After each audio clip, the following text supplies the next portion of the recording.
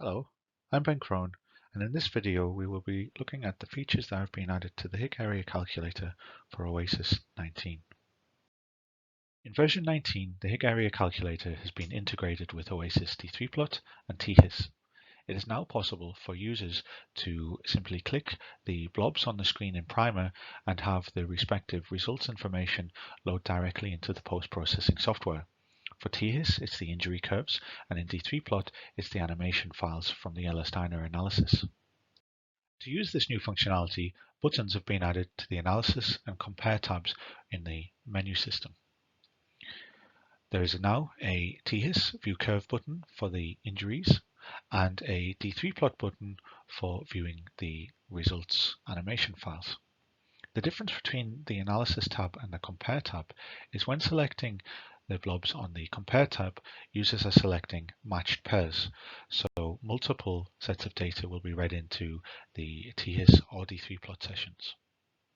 This new feature is possible using an additional field on the blobplot input file. The input file is very simple. It's a text file where each line of text corresponds to a head injury impact point. The minimum input fields are the X, Y, and Z coordinates and the HIC value. Additionally, but optionally, we have a name field and now for version 19, a path field, where the path is the absolute path to the keyword that was submitted for the given analysis. And Primer will use this field to determine the location of the results files. There are also a couple of extra comments that we can add to the top of these input data files to give Primer some extra information regarding how we are naming those files and where they might be stored. I won't go into that detail in this video, but that's fully documented in the release notes. So let's take a look at this in Primer. In this session, I've already read in a blobplot input file and they're shown on the screen there. So here's the menu and we can toggle various things on or off. I'm not going to go into too much detail on the existing features though. The new features are, as we saw, located in Analysis and Compare. So in Compare, we've got these two buttons here, Compare Curves for THIS, Compare D3plot for D3plot. And in Analysis, we have the same two buttons just for the individual session. So let's take a look at View Curve. Here I can select any point on the screen. Let's choose this one, press Apply, and now Primer has loaded THIS and displayed the curve. At this point we can select more curves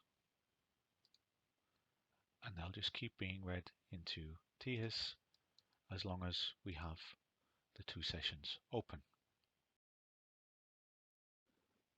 In this example, I've read in two sets of data, and as you can see, it's quite hard to work with multiple data sets at a given time because the data is typically on top of each other, making it hard to read and to see.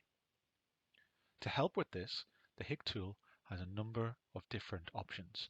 For example, the Show Plot button allows you to turn off the visibility of a given data set so that you can see the other.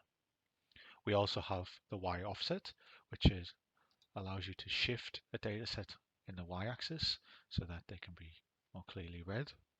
And now for version 19, there's this new mode here, Toggle, which when active allows users to toggle the visibility from one set of data to the other using the keyboard arrow keys left and right. The orange border highlights the menu for the given visible data. In this demo though, we're interested in the Comparison tab. So in here, we've got these two new buttons, Compare Curves and Compare D3plot. So let's say we wanted to use D3plot to view the animations for this red point here. We click the button, highlight the red point, and then when we're ready, we press Apply. At this point, we get this pop-up, and this is asking us whether we'd like to load the models as individuals or as a combined window in D3plot. Because you can remember, for the Comparison tab, we're loading pairs of models. So we're going to get two models despite clicking one point, as one model per session of the HIC area calculator. Let's say I press combined. Primer now fires up T3plot, and T3plot will load the two models into their individual windows before combining them into one single window ready for inspection. I really hope you like what you've seen today and that these new tools can help you interact with your pedestrian head impact analyses more efficiently.